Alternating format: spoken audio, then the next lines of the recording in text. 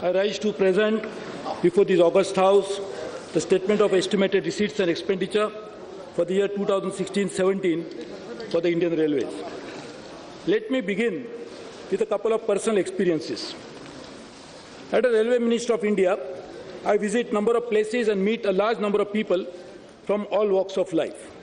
On one visit to Mumbai Central Station, I was pleasantly surprised to find a group of women engaged in cleaning. The station looked very clean. On seeing me, a lady came and thanked me for allowing her NGO to adopt the station. For the last 5 months, she had been volunteering a day every month at the station. She said that she felt very happy to be contributing a little bit to this national cause. In another incident, Alok Tiwari, an inspector in the Railway Protection Force, recently deputed to the social media cell of the Railway Board, shared his sentiments. He is responsible for taking action on passengers' requests for help on social media. He said that for the first time in his professional career, he has realized how his little actions were making a huge difference in passengers' lives. He felt enthused and proud to be part of Indian Railways. Madam Speaker, it is the people like this who are the soul of India and Indian Railways. And that is why this is not my budget alone. This is a budget which reflects the aspirations of each and every member of the railway family, a budget that reflects the aspirations of the common citizens of India who have not only been writing to me, interacting with me on social media, but also meeting me in large numbers to share their thoughts. This is a budget that has been fashioned by a creative partnership with ideas from my colleagues in the Parliament, industry associations, commuter associations, media, and practically all sections of society. I would like to thank each one of you. But above all, this budget owes its inspiration to the vision and leadership of our Prime Minister, Shri Narendra Modi ji. He had once said, "My vision is to make railways the backbone of India's progress and economic development." We are making all-out efforts to translate his vision into reality. Our core objective is to improve the quality of customer experience at the individual level, becoming an engine of employment generation and economic growth at the national level, and convert India's largest institution into a template for transformation. Yatri ki garima, rail ki gati, rashtra ki pragati. This budget will document a journey of transformation, the journey of a nation, by touching millions of human lives daily. These are challenging times, maybe one of the toughest. We are faced with two headwinds, entirely beyond our control: tepid growth of our economy's core sectors due to international slowdown and the looming impact of the 7th Pay Commission, and increased productivity bonus payouts. Further, historically, declining modal share of Indian Railways, which dropped from 62% in 1980 to 36% in 2012, is continuing to exert pressure on the institution. At this moment, I am reminded of a former Prime Minister, Sri Atal Bihari Vajpayee's few lines. विपदाएं आती है, आए, हम न रुकेंगे, हम न रुकेंगे. आघातों की क्या चिंता है, हम न झुकेंगे, हम न झुकेंगे. Railway is an organization has stood the test of time due to the sheer grit and commitment of its employees. However, these challenging times require overall of our work culture and ethos cemented over years. Last year, I had unveiled a medium-term vision for the railways, which set us on its transformational journey, for which we now need to reorganize, restructure, and rejuvenate this institution. We need to bring in a new approach, a new way of working. Chalo, milkar kuch naya kare. The 3 pillars of the strategy that I am laying out today reflects this new thought process. New Nava Arjan, new revenues. Indian Railway typically has focused on increasing revenues through tariff hikes. We want to change that and challenge our conventional thinking on freight policies to win back our share on the transportation sector. We will exploit new sources of revenue so that every asset, tangible or non-tangible, gets optimally monetized. New manak, new norms. Each rupee that gets expensed will be re-examined to ensure optimal productivity. We will take a zero-based budgeting approach to the financials in the ensuing year. We will improve our efficiency yardsticks and procurement practices to bring them in line with international best practices. We will continue to innovate and optimize our outgo on each activity. Nava Sanarachana, new structures. We need to reimagine the conventional ways of solving issues. Cooperation, collaboration, creativity, and communication should be the hallmark of our decision-making and actions. We will revisit all processes, rules, and structures to enable this transformation. We will draw upon our inherent strengths, diverse talents, and rich experience to emerge stronger. I am reminded of Harvansh Rai Bachchan ji when he said, "Nav umang, nav tarang, जीवन का नवा प्रसंग, नवल चाह, नवल राह, जीवन का नव प्रवाह." Madam, for the year 2016-17, we expect an operating ratio of 92% after including the immediate impact of the 7th Pay Commission as against 90% likely to be achieved in the current year. It is pertinent to note that ordinary working expenses grew by 32.5% in year 2008-2009 due to the impact of the 6th Pay Commission, while we are targeting to restrict the growth of ordinary expenses only by 11.6% in 2016-17. This has been largely possible due to extensive cost optimization and revenue enhancement through innovative means planned next year. We have already made humble beginning in this direction, as a result of which a saving of 8,720 crores from the budget estimates last year will be effected this year, neutralizing the most of the revenue shortfall.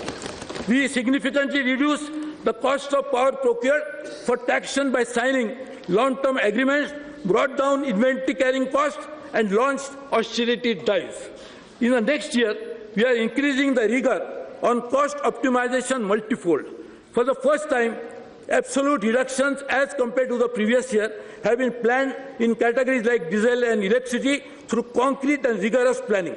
Further, with an optimistic outlook for the economy and various measures outlined later, we hope to generate revenues of the order of 1,84,820 crore next year, 10.1% higher than the revised target for the current year. The statement of financial performance for 2015-16 and budget estimate for receipts and expenditure for 2016-17 is at Annex 1. Investment. We have ramped up capital expenditure to remove the huge backlog of the past as well as to provide for the current and future needs of the organization. We have overhauled age-old practices, bottlenecks, and delegated powers effectively to the functional levels. As a result, the rate of capital expenditure has increased substantially in the later quarters of this year and should now grow exponentially. We will continue to employ this new approach to our capital expenditure. We have managed to break away from the average capital expenditure. It used to be 48,100 crores over the period 2009 to 2014 and an average growth of only 8% per annum to achieve a quantum jump. This year, our investment would be close to double of the average of previous years, a feat never achieved earlier. For the year 2016-17, the capital plan has been pegged at 1.21 lakh crores, 1,21,000 crores. This magnitude of investment calls for abandoning the business as usual approach and continuously innovating to find new ways of sourcing funds and to look at executing projects, be it by forming joint ventures with states, developing new framework for PPP, scouting international markets for rupee bonds, or engaging with multilateral and bilateral agencies. We will be at the forefront of infrastructure growth in the country. We have for the first time incorporated a statement in the Pink Book of sanctioned works, a list of partnership projects being undertaken with state governments and other agencies. Every rupee of investment in railways has the capacity to increase economy-wide output by a factor of 5. The impact that this increased investment in railways will have on the economic growth of the country is unprecedented. It would also lead to realizing the vision of a modern and efficient railway system. The vision is the railways must provide to the citizens of this country a rail system that they can be proud of, a system free from capacity constraint, a system that is efficient and predictable, a system that is sparkling and pristine, where the people of my country feel at ease, where there is a plenty of choice in every sphere of activity and the ease of doing business pervades the entire railway ecosystem. In short, a system that is capable of taking care of its own needs financially and otherwise. By 2020, we look forward to meeting the long-felt desires of the common man of this country. 1. Reserved accommodation on trains being available on demand. Timetable freight trains with credible service commitments. High-end technology to significantly improve safety record. Elimination of all unmanned level crossings. Punctuality increased to almost 95%. Increase average speed of freight trains to 50 km per hour and mail express trains to at least 80 km per hour. Semi-high-speed trains running along the Golden Quadrilateral, zero direct discharge of human waste. I am thankful to the various committees, including the committee chaired by my friend Dr. Debroy, whose recommendations have informed our vision. Many of the recommendations, being already a part of my last year's budget speech, have been expedited implementation, while there is a steady progress on several others. Our Prime Minister demands the conversion of vision into specific reality with speed, efficiency and total transparency. As I stand to deliver my second budget, I am conscious that this is not only a moment for the evolution of new ideas, but also an examination of last year's momentum. Accountability is an ongoing principle in public life. I am happy to announce that action has been initiated on 139 budget announcements made last year. For the first time, an implementation report is included as Annex 2. Madam, let me take a few minutes to dwell on the progress of some of the key initiatives taken during this year. With great pleasure, I wish to inform the House that bankable railway projects are now assured of funding and should be completed within the next 3 to 4 years. We have introduced a new way of funding our projects through institutional financing. LIC has agreed to invest rupees 1.5 lakh crores over 5 years on extremely favorable terms. We are also looking forward to setting up a fund with multilateral assistance from financing railway projects for more resources. During the current financial year, we have been able to set new benchmark on project execution. We will be surpassing the ambitious target of commissioning 2,500 kilometers of broad gauge lines. This will be almost 30% higher than the last year. In the next year, we plan to commission 2,800 kilometers of track. This year, we changed the metric from completioning to commissioning. Completion can be a misleading term, a paper reality. Nothing has started functioning until it has been commissioned. It is with pride that I inform this august House that we are poised to commission broad gauge line at a rate of 7 kilometers per day against the average 4.3 kilometers per day in the last 6 years. This pace will increase to about 13 kilometers per day in 2017-18 and 19 kilometers per day in 18-19 and will generate employment of about 9 crore man days in 17-18 and 14 crore man days in year 18-19. Electrification, it has been established that electrical traction is more economical besides being environment friendly. In a business as usual approach, it may take 10 to 15 years to complete the required electrification, which we are targeting to complete in the next few years. We will accelerate the process and increase the pace manifold through innovative approaches of financing and project management, including partnership with Ministry of Power. We will formulate a framework where the net savings from electrification will be able to finance the capital expenditure to minimize the strain on government exchequer.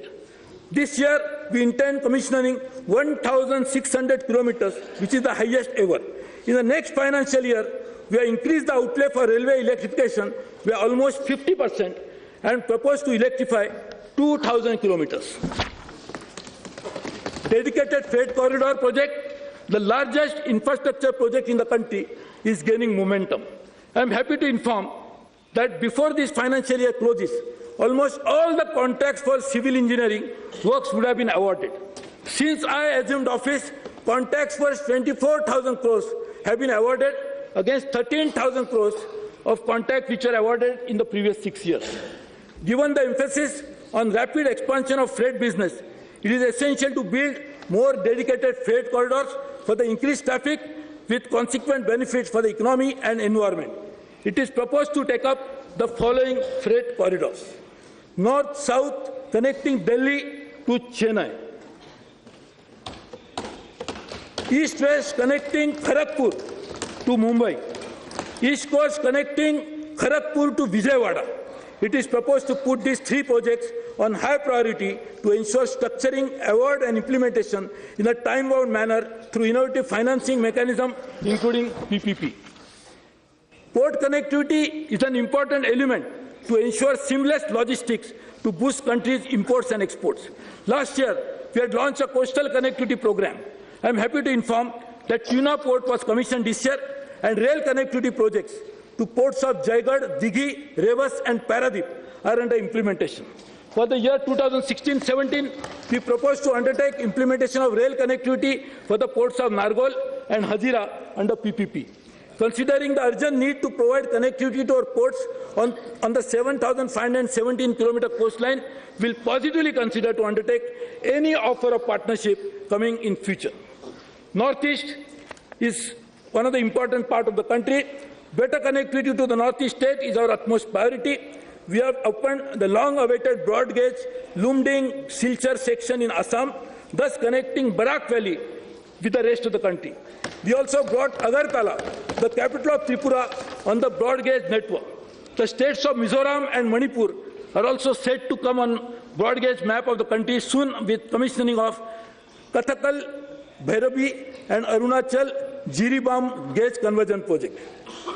In J&K, Jammu and Kashmir, despite difficult terrain and uncertain geology, work on Katra-Banihal section of Udhampur-Srinagar-Baramulla rail link project is progressing satisfactorily, and 35 kilometers of tunneling out of total of 95 kilometers has been completed successfully. The decongestion work on the Jalandhar-Jammu line, an important link to the valley, is going on in full swing. Doubling of 2 bridges will be commissioned by March 2016, in next month, while the other 2 bridges will be completed by 2016-17. Make in India. In keeping with our Prime Minister's emphasis on Make in India, we were able to finalize the bids for setting up of 2 loco factories with an order book of about 40,000 crores. These factories will create an ecosystem of many flourishing small and medium ancillary units which will get connected to the global supply chain. They will boost employment potential for the entire eastern region. We ran a bidding process that was absolutely transparent and the rates received were extremely competitive. We have since initiated a similar bid process for manufacture, supply and maintenance of train sets to be used for Rajdhani and Shatabdi services. It is proposed to increase the current procurement by 30%. Capacity building for the future. In the last 1 year, we have taken several measures to build the capacity of the organization to ensure readiness for the accelerated growth envisioned by us. The outcome of the exercise has resulted in increased absorption of capital expenditure and reduced project sanction cycle. Transparency is an important tenet of a government. Our mission is to ensure 100% transparency in all its operations.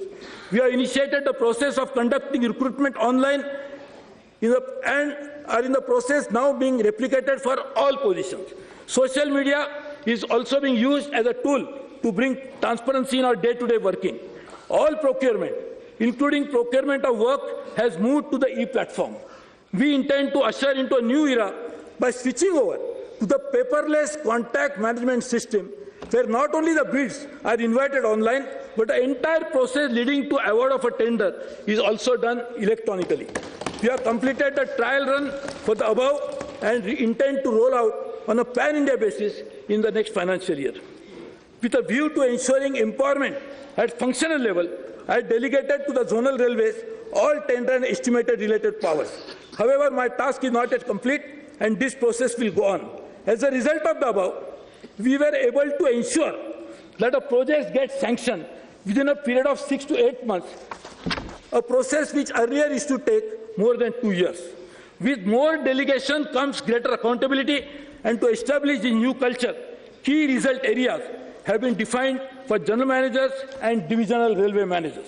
These areas clearly articulate the metrics on which the officials will be evaluated, ensuring objectivity in assessment of performance and mid-term course correction. We have signed MOUs with some zonal railways where quantifiable targets on performance parameters were clearly laid out. This ensured resounding commitment from these railways in meeting their targets. We shall do it for all the zones in next year.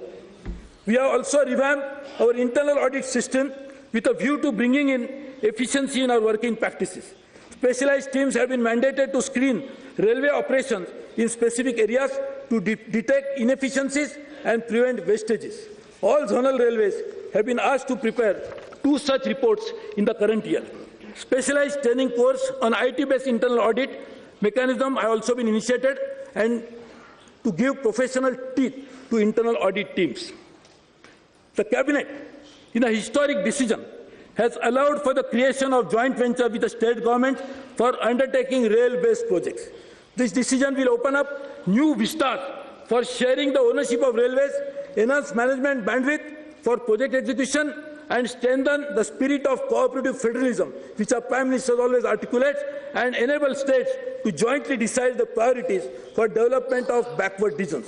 We have received in principle approvals from 17 states, out of which 6 MOUs have already been signed. This year, we have indicated 44 new projects covering about 5,300 kilometers, valuing about 92,714 crores in the budget document. It's a record. We have also forged a partnership with Ministry of Coal, Steel Authority of India, NTPC, to expedite the PACE project execution through innovative financing. The common people have always been the focus of all our initiatives. It has been an unprecedented year for customer-oriented works. Our responsiveness to customer needs reached new heights when we turned social media into a feedback and complaint redressal mechanism. In addition, we set up a dedicated IVRS system to seek direct feedback from passengers. More than 1 lakh telephone calls are made every day to seek inputs from passengers. With all these measures, we are able to give voice to the customer that was not only heard but also acted upon. These channels were used not only to seek feedback but to provide medical care, safety of passengers, especially women, and other aspects of human care, and also help us to monitor the cleanliness of stations and trains. Today, there is no barrier between common passenger and the railways. We have taken a series of measures to significantly improve the quality of train services. In this effort, we have received assistance through funds from MPLAD and CSR. I am happy to inform that 124 MPs have given their commitment to contribute for passenger amenities. I thank each one of them for the help and hope to have the benefit of the assistance in the next year also. We have generated 65,000 additional berths by augmenting 884 coaches. We installed 2,000 water vending machines at stations, provided mobile charging points in general class coaches, placed dustbins in all new non-AC coaches, enabled online booking of retiring rooms, set up mechanized laundries to provide clean and hygienic bed rolls. Disposable bed rolls are now available at select stations to all classes of passengers. Introduced a new train between Varanasi and Delhi, Mahamana Express, with modern refurbished coaches. In pursuance of our mission of Swachh Rail, Swachh Bharat, I am happy to inform the House that 17,000 bio-toilets in trains and additional toilets at 475 stations will be provided before the close of this financial year. World's first bio-vacuum toilet was developed by us is being used in Dibrugarh Rajdhani Express. 74 more new trains have been added under onboard housekeeping service and another 400 to be covered soon, leading to a total number of almost 1,000 trains under the scheme. The punctuality performance of passenger train has been a matter of concern for several decades. We have a porous network which leads to rampant infiltration by humans and animals. Problems are compounded by congestion in tracks, terminal capacity constraint, and asset failures. The worst affected is the busy Ghaziabad to Mughal Sarai section through Allahabad and Kanpur, which spreads across 3 zonal railways, thereby impacting the overall punctuality of the entire network. We initiated the audit of operations on this section to improve our performance. Some improvement is already visible, and capacity augmentation in the medium term will further reduce the delays. Besides internal reasons, there are also external reasons, such as agitations on railway tax, which lead to punctuality losses. I appeal to all my fellow citizens to desist from this, as it causes not only to the nation, loss to the nation, but also to them as passengers. Last year, I had announced Operation 5 Minutes to enable passengers to purchase tickets without spending long hours in queue. In this context, we introduced 1,780 automatic ticket vending machines and 225 cash coin and smart card operated ticket vending machines. Enhance capacity of e-ticketing system from 2,000 tickets per minute to 7,200 tickets per minute to support 1,20,000 concurrent users as against only 40,000 earlier. Introduce mobile-based apps for purchasing unreserved and platform tickets, and Go India Smart Card scheme for cashless purchase of UTS and PRS ticket. For the Divyang, we introduced one-time registration for availing concessions while booking tickets online. Also wheelchairs and Braille-enabled new coaches. For our senior citizens and women travelers, we increased quota of lower berths in the coming financial year. We are increasing the senior citizen quota per coach by 50%, resulting in almost 120 lower berths per train for senior citizens. We added more escalators and lifts, reserved more middle bays in coaches for women security. We introduced Wi-Fi services at stations, especially for our youth and business travelers. The process has begun. We intend to commission Wi-Fi services at 100 stations this year and 400 more stations in the next 2 years. We are partnering with Google in this endeavor. I take this opportunity to invite all other service providers and entrepreneurs to partner with us in this initiative. The passenger experience is significantly governed by the efficiency and quality of services on the railway stations. Besides improvement in service, a redeveloped railway station would also provide opportunities for generating significant non-tariff revenues. We are redeveloping our stations using different models. Based on one of these models, the contract for redevelopment of first such station, Habibganj in Bhopal, for which the financial bid has been received, while 4 others are in a very advanced stage of bidding. In a landmark decision, Cabinet has approved redevelopment of 400 stations through PPP. This is expected to be the largest transit-oriented development in the world and hence involve complex decision-making. On the basis of a bankable structure for private partnership, it is proposed to undertake a bidding process for a few large and medium stations during the course of the next financial year.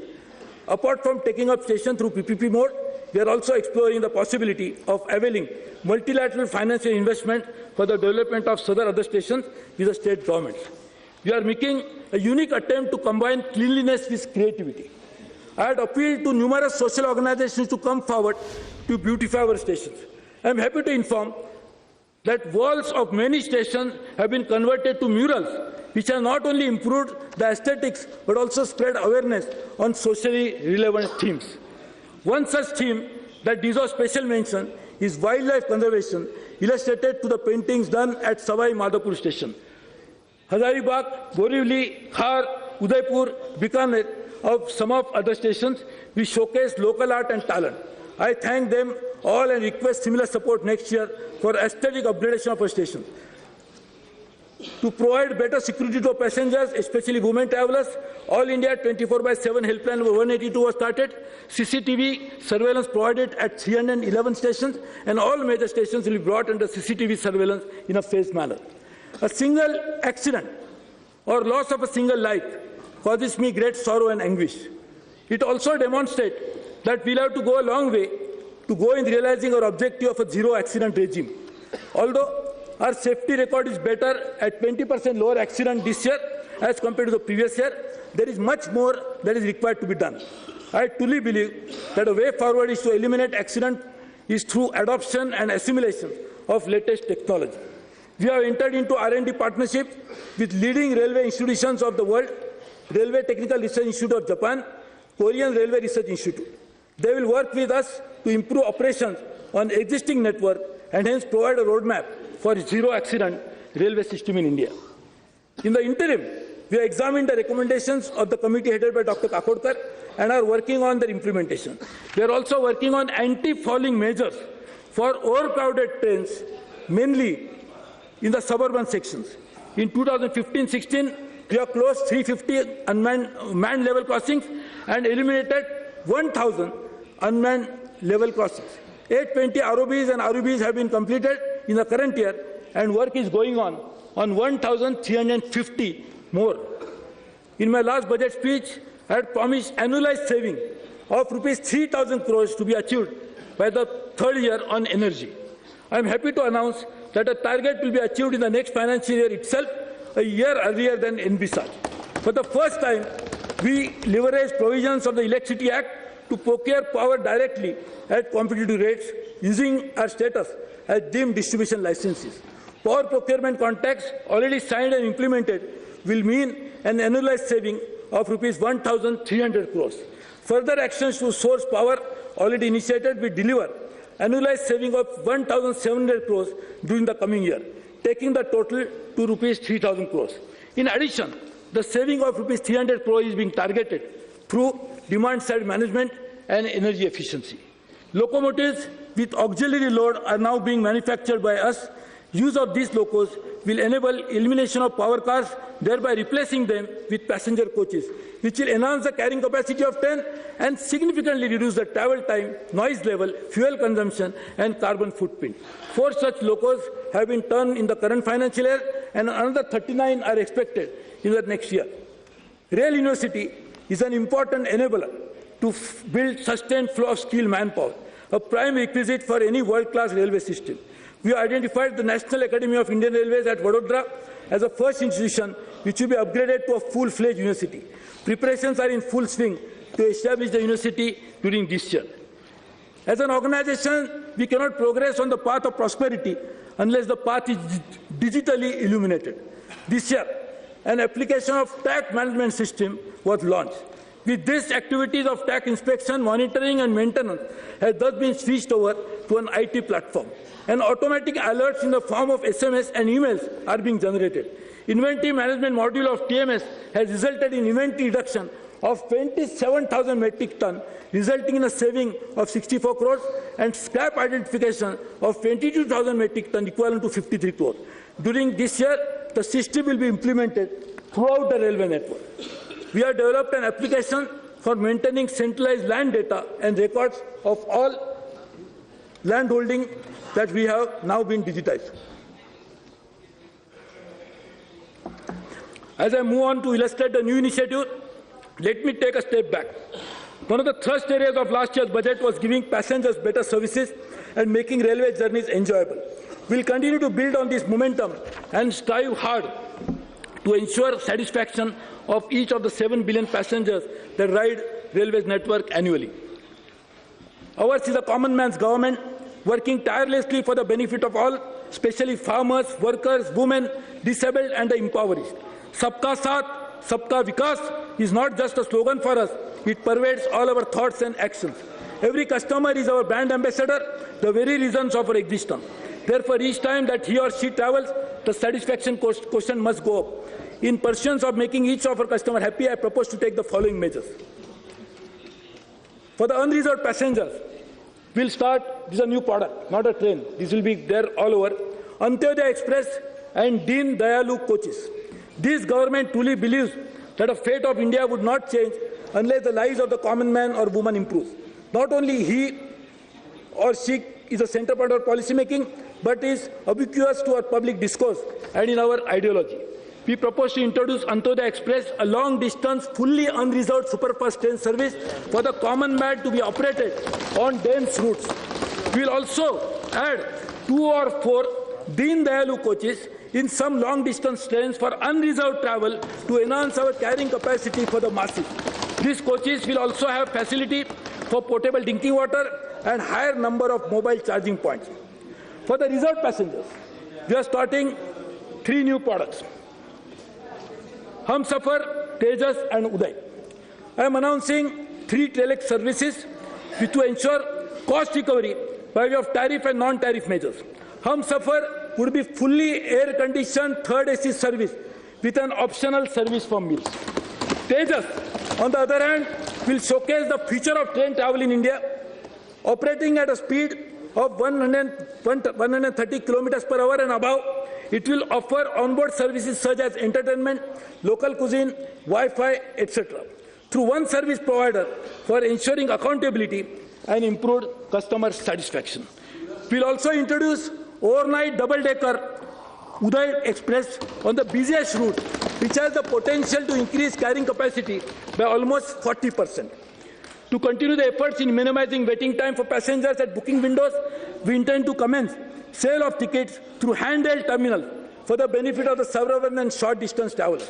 This should enable us to deploy multiple point of sales with minimum infrastructure. We also intend initiating sale of platform tickets through ticket vending machine, which will be made compatible with not only cash but also credit and debit cards. In the next 3 months, we will open the e-ticketing facility for foreign debit and credit card holders, particularly for the foreign tourists and the NRIs. For our journalist friends, we will provide e-booking of tickets on the concessional passes available to them. This has been a long pending request, and it is my privilege to provide them with this service, hoping that they will cover it better. Cancellation of PRS tickets requires a passenger to travel to a booking window to avail the refund within a prescribed time. This is a source of great discomfort. We will now open the facility of cancellation through the 139 helpline, post-verification using one-time password sent to registered phone members. We will introduce barcoded tickets, scanners and access control on a pilot basis on major stations to tackle the menace of ticketless travel and ensure hassle-free travel for the genuine passengers. We have taken a number of measures to improve service during the morning Tatkal hours, yet there are complaints of rightful passengers being denied train tickets. We therefore intend to progressively ensure CCTV coverage at all Tatkal counters. We plan to institutionalize a system of third-party periodic audits and certification of security features of the PRS website so it cannot be hacked. The Vikalp, Alternative Train Accommodation System scheme, introduced in October 2015, will be expanded to provide choice of accommodation in specific trains to wait-listed passengers. This has been a great response from the people, and we want to increase it. Taking forward the momentum on Swachh Rail, Swachh Bharat, we intend taking a string of measures to improve the cleanliness stations and trains. Introducing Clean My Coach service, which is already there, on pan-India basis, where a passenger can request cleaning of the coach or a toilet on a demand through SMS, so then instantly the service will be provided. Ranking of A1 and A-class stations based on a regular periodic third-party audit and feedback from passengers. Setting up of a waste segregation and recycling centers at A1 category station in a phased manner. 5 centers to be commissioned in the next financial year itself. Undertaking awareness campaign, installing additional 30,000 bio-toilets, providing portable structures with bio-toilets at all platforms for select stations for senior citizens, Divyang and women. Catering has been one of the main issues and also source of satisfaction as well as complaints. Catering has been an important parameter for customer satisfaction. In pursuit of our objective to provide quality food to our customers, the following measures are taken. IRCTC would begin to manage catering services in a phased manner. IRCTC will unbundle catering services by creating a distinction primarily between food preparation and food distribution, extending e-catering service from the existing 45 large stations to all 408 A1 and A-class stations. Explore the possibility of making mandatory catering service optional in train. Local cuisine of choice will be made available to the passengers. Adding 10 more IRCTC-operated mechanized sophisticated base kitchen to ensure fresh and hygienic supply of food on train. Mandating third-party audit in order to ensure desired level of quality in catering services. Introducing a new policy of multi-purpose as against existing single-purpose stalls at stations where each stall can provide multiple services required by passengers, including milk products and OTC medicines. There is a continuous effort on our part to ensure safe and secure travel for our passengers.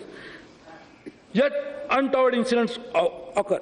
To minimize the financial loss to passengers from such events, we are working with insurance companies to offer optional travel insurance for rail journeys at the time of booking itself. Passengers transiting in our network now could book on hourly basis the retiring rooms that are available. Madam, we are starting a Janani Seva. We would like to mitigate the hardship that mothers undergo while traveling with their infants, and for that purpose, we will pilot availability of children's menu items on train. Further, baby foods, hot milk and hot water would be made available on stations, and changing boards for babies would be provided in train toilets. With a view to enhancing passenger comfort, we are planning to reimagine the design and layout of our coaches to ensure higher carrying capacity, provision of new amenities including automatic doors, barcoded readers, bio-vacuum toilets, water level indicators, accessible dustbins, ergonomic seating, improved aesthetics, vending machines, entertainment screens, LED lit boards for the advertising, public announcement system and more. These new smart coaches would cater to emerging needs of our customers and to also ensure lower unit cost of operation due to higher carrying capacity. Presently, there are different digital solutions for ticketing, grievance redressal and other issues.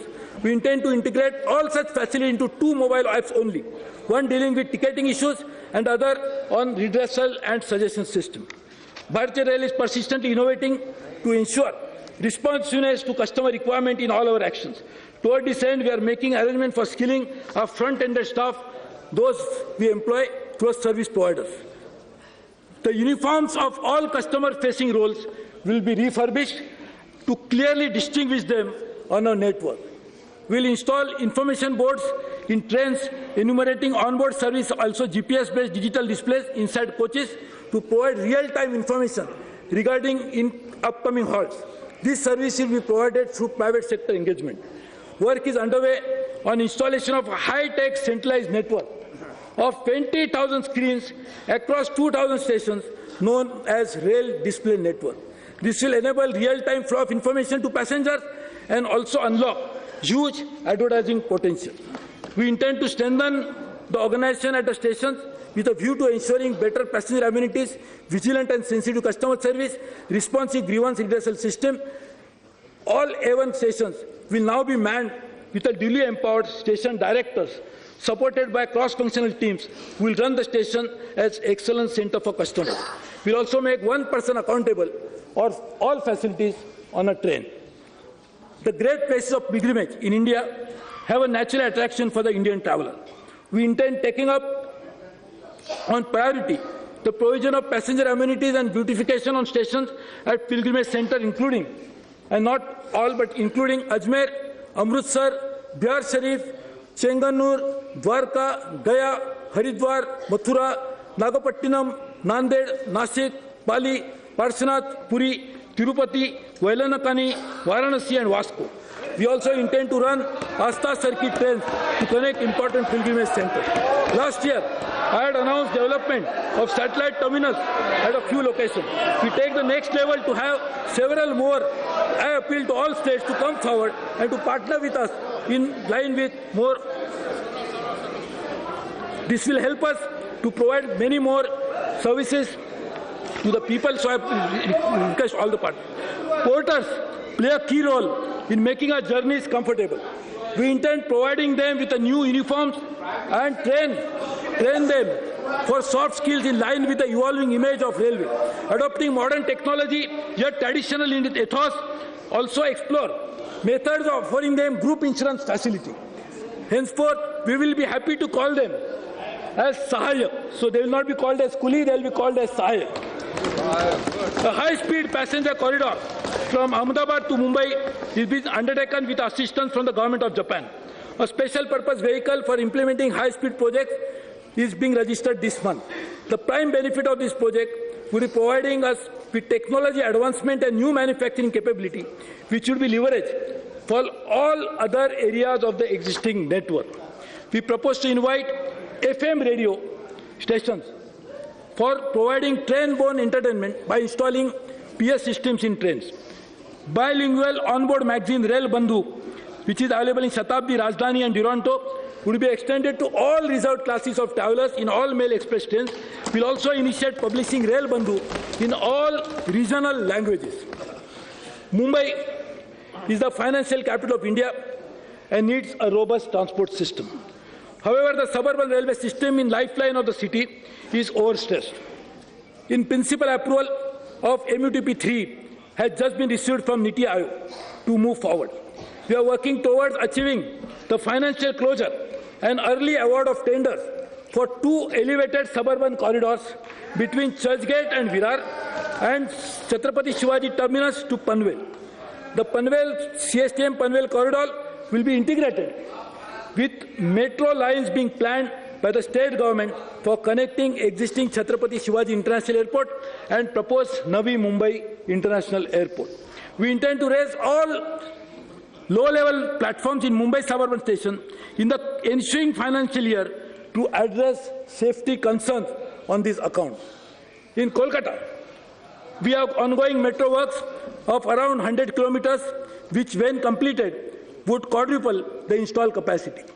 I have resolved all issues related to East-West corridor at Kolkata Metro, and I am happy to announce that phase 1 of this project would be completed by June 2018.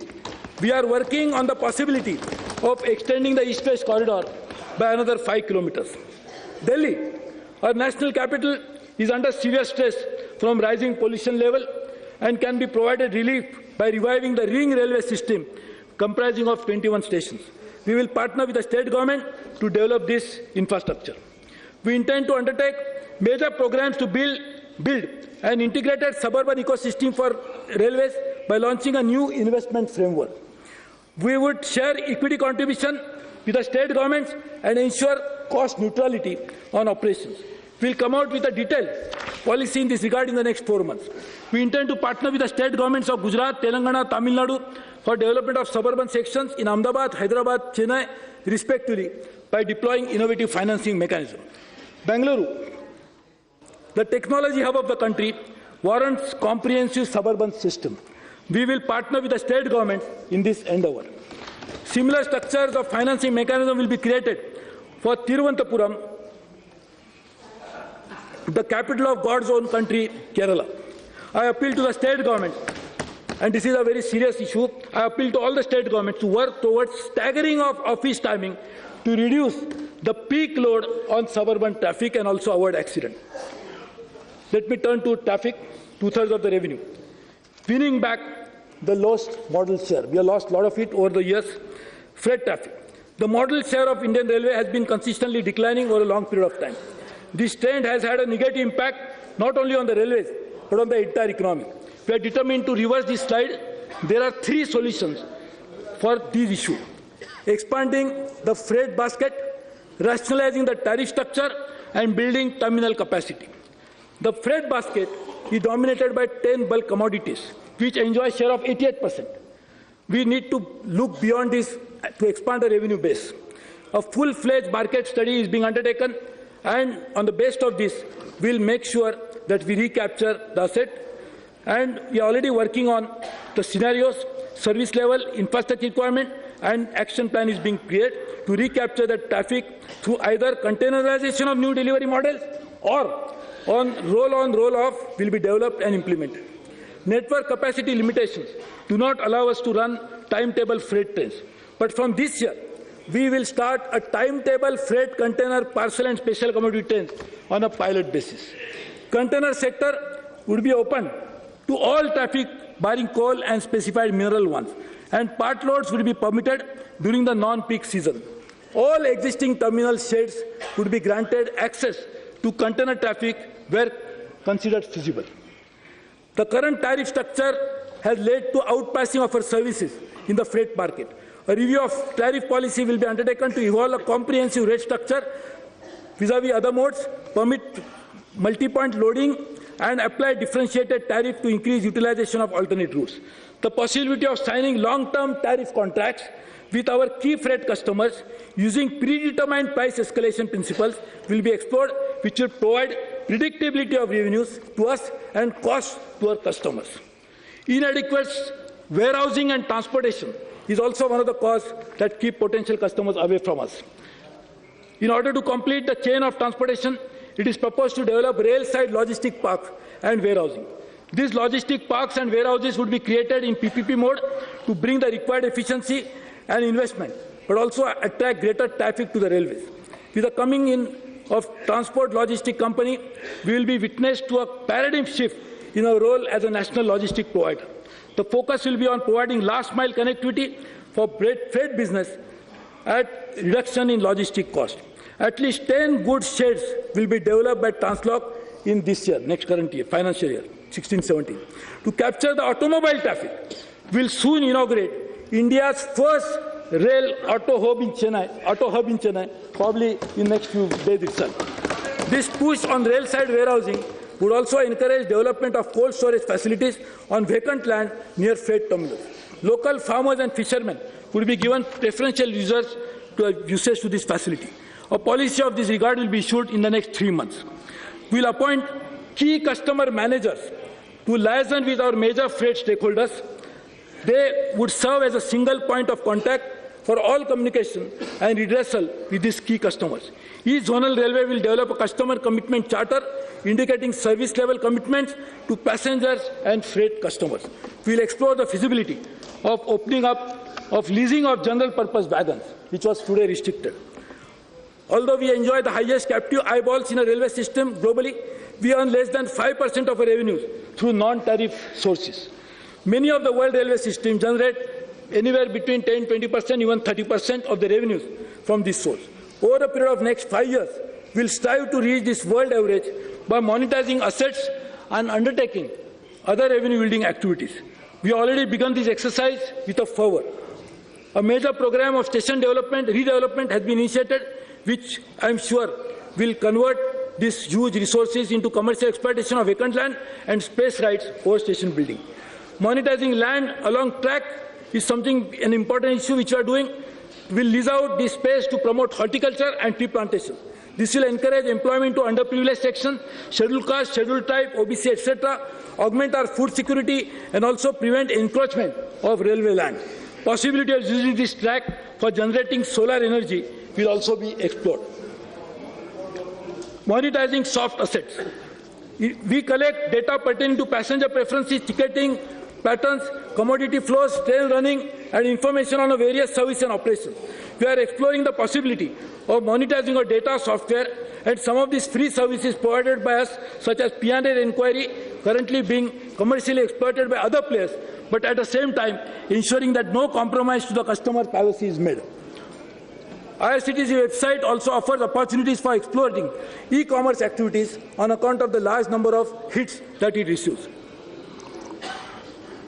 We have vast physical infrastructure which is ripe for commercial exploitation through advertising. We intend to give special focus to exploring advertising potential, trains, stations and land adjacent to track outside the big station. We will make effort to use customer interfacing assets every manner possible for earning advertising revenue. We will evolve models to determine the revenue potential of at least 20 stations in the next 3 months. In all, we target to increase advertising revenues by more than 4 times in the current revenue. The parcel business needs to be liberalized, and the current parcel policy, including opening the sector to container train operators, to effect a quantum jump in the share of courier, express and parcel market. Door-to-door connectivity especially important for this market segment, and will take all necessary steps to do this, especially by growing e-commerce business and booking parcel online basis. Manufacturing activity also needs to be properly unlocked, and we are railways to become a meaningful player in the domestic and international market. By 2020, we should aim at generating an annualized revenues of about 4,000 crores by providing these units with necessary empowerment and incentive to realize this target. To ensure participation of large professional players, we have already moved to EPC-based contracting last year. I am happy to announce that we have finalized the standard document for undertaking works through EPC mode, and this will be done, which will be saving at least all contracts, about 300 crores will be on this basis. Private parties on a non-operational area, they are working with us we intend to look at the contract to make sure that this contract management is to the global standards. In line with international best practices, we will rely on technological solutions for project management and monitoring. It is intended to use the latest drone and geospatial-based satellite technology for remotely reviewing the physical progress across major projects. In the next financial year, this should be operationalized for monitoring the progress of dedicated freight corridor.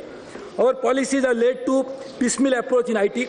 We already initiated a system for enterprise resource system, which will bring in innovative partnership and will revamp our entire railway system using the new ERP model. It is pertinent to have an independent regulation mechanism to enable fair pricing of services, promote competition, protect customer interest, and determine efficiency standards. I had announced last year creation of Rail Development Authority. We hope to have the draft bill ready after holding extensive consultation, and I am sure my friends in opposition also will cooperate. And the independence of the institution is sought to be ensured by way of transparent and streamlined selection process and keeping arm's length from the Ministry of Railways. A new beginning has to be made, and therefore we are also working on organizational restructuring. A departmental orientation, absence of cross-functional collaboration, and lack of business focus has held back the Bharatiya Rail from realizing the commanding heights that is capable of doing it. The solution to this lies in reorienting the working of the organization toward a common corporate goal. I propose to reorganize the Railway Board along the business lines and suitably empower chairman to lead the organization effectively. As a first step, cross-functional directorates will be set up within the board to focus on areas like non-fare revenue, speed enhancement, motive power, and information technology. We will explore the possibility of unifying cadres for fresh recruitment of officers. We will also strengthen the PPP cell. Railway Planning and Investment Organization is being created with the funds available for development and revitalizing the existing infrastructure. It is most pertinent that they are invested in the right manner. So this organization will prepare a 5-year plan, 10 years perspective plan, and they will be preparing detailed project reports and also look at the financing option. National Rail Plan. In order to provide long-term perspective to planning for augmenting the railway network, we have decided to develop a National Rail Plan in consultation with all the stakeholders, including state governments, public representatives, and other relevant ministries. The plan will endeavour to harmonize and integrate the rail network with other modes of transport and create synergy for achieving seamless multimodal transportation network across the country. This will also achieve a Prime Minister's vision of integrated planning and cost optimization of the transportation network, laying the new railway lines, highways, tunnels, and mega bridges. The companies owned by the railways are in assets with immense potential. We propose to examine the feasibility of creating a holding company so that all these assets can be properly monetized. For ensuring delivery of quality services to its customers, we need to equip with modern and cutting-edge technology. Priority areas of high-speed rail, heavy, etc. So therefore, to make sure that all these priority areas are addressed, we are working on a foreign rail technology cooperation scheme. We are setting up a new R&D organization, a special railway strategic technology and holistic advancement called SRESTA. RDSO will now focus only on day-to-day issues, while SRESTA will drive a long-term research. Data-backed decision-making is a hallmark of great institution, and therefore we collect almost 100 terabytes of data every year, yet it is hardly analyzed. So we are creating special unit, Transportation Research and Analytic Unit, which will look into all the issues, and professional analysts will actually work on that. We are setting aside a sum of 50 crores for providing innovation grants to employ startups and growth-oriented small businesses to support internal and external innovation. On an annualized basis, we will seek out solutions to some of the most critical problems and challenges that we face. This will be chaired by a committee of reputed investors, National Academy of Indian Railways, Railway Board and Kayakalp headed by Sri Ratan Tata. This year, we already talked about 3 areas for research: accessibility to trains from low-level platform, increasing capacity of coaches, and digital capabilities at stations. There has been a long-felt need for developing test track for expeditious testing of prototypes under this. So we already started working on that. Madam, to make this happen, we are launching 7 missions. And each mission will be headed by a mission director, reporting directly to the chairman railway board. We will undertake the following mission. One of these is Mission 25 ton. To realize the goal of revenue enhancement, a critical step in the direction is to making our infrastructure for 25 ton axle load. It is proposed to introduce 20% freight loading through 25 ton axle load wagons in 2016-17 itself, and target movement of 70% of freight traffic in high axle load by year 1920. Mission Zero Accident. Elimination of unmanned level crossing, which constitutes to 68% of the deaths and 40% of our accident. This crossing also lead to drop. So we are creating a new mission to work on that. The second mission for zero accident is to train collision avoidance system. This will also result into making sure that all 100% of the high density network will be put with this device in the next 3 years. Procurement and consumption efficiency. To capture the quality of goods and services, we need to bring in our procurement practice in line with international best practice.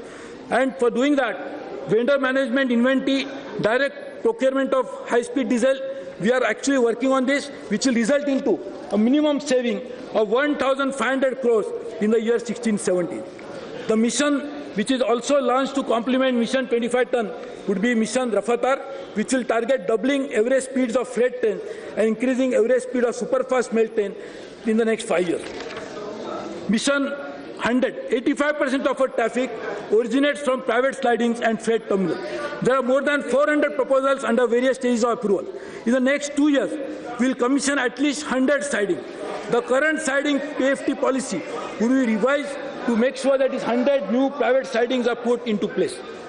Mission Beyond Bookkeeping, which I said last year, that we don't want to work only on changing from single entry to double entry, from cash to accrual, but going beyond it to ensure that we have a further step in establishing an accounting system where outcomes can be tagged to input. This is already under implementation, and I'm happy to say that we will be able to bring in the mission mode in the next few years. The 2 dedicated freight corridors are scheduled to be commissioned in 2019. This should create a new mission to ensure that is also implemented. We are putting them under the mission mode. Madam, I am happy to say that we have a workforce which is sincere and dedicated. It is my constant endeavor to improve their working conditions so that they continue to serve the organization with dedication. We will tie up with the Ministry of Health for ensuring an exchange between railway hospital and government hospital. We will introduce IU scheme in 5 railway hospitals. All our gangmen will be provided with a device called Rakshak, which will be wireless enabled and will intimate them about the approaching train. We will also reduce the weight of these tools carried by them while patrolling on foot. We will also provide toilets and air conditioning to cabs for our loco pilots. For a youth bubbling with ideas and energy, 100 students across engineering and MBA schools for 2 to 6 months internship will be taken by us every year. In partnership with skill development, we are also developing a lot of new skill programs. Social leadership had appealed to various NGOs, and therefore now we are working on self-help groups, not only to provide employment to women, but also to respect the images. We are working with NABARD to provide support and access to all the self-help group products which we marketed through this. We also work with KVIC to provide 17 lakh man days of job. In the next few years, we will work on environmental issues in a significant way. There are water harvesting programs which you have already launched. We also launched the sweepers and steel bridges to avoid this. To take forward a Prime Minister's vision of 1,000 solar power will be generated by us in the next few years. We have already launched this program. Madam, in order to encourage active establishment by various railway establishments, we are already working on environment sales. Tourism holds a great future, and we are also working on that. Madam, the railway setup is a reflection of everything that is India. It imbibes the ethos, morals, values and ethics of a great country. It represents the tideless spirit, eternal hope, aspirations, perseverance, determination and a never-ending enthusiasm of a dynamic country. Whoever said that India Railway is a way of life could not have been more appropriate. Madam, I begin my speech by stating that we had set out on a journey last year, the journey of transforming Bharatiya Rail. We have achieved significant progress in all aspects, and we will now want to work more. Even as the journey continues, I am reminded of Gautam Buddha, who said that whenever one contemplates the journey, there are 2 mistakes one can make: not starting and not going all the way. We already started the journey, and I intend to go all the way and will not rest till we take Bharatiya Rail to a destination called Samruddhi or success. With these words, Madam Speaker, I commend the railway budget to the August House. Find us on Facebook at facebook.com/ETNow and don't forget to click the like button. You can also follow us on Twitter at ETNowLive. To stay updated with all our programming, hit the subscribe button on our YouTube channel by logging on to youtube.com/user/ETNow.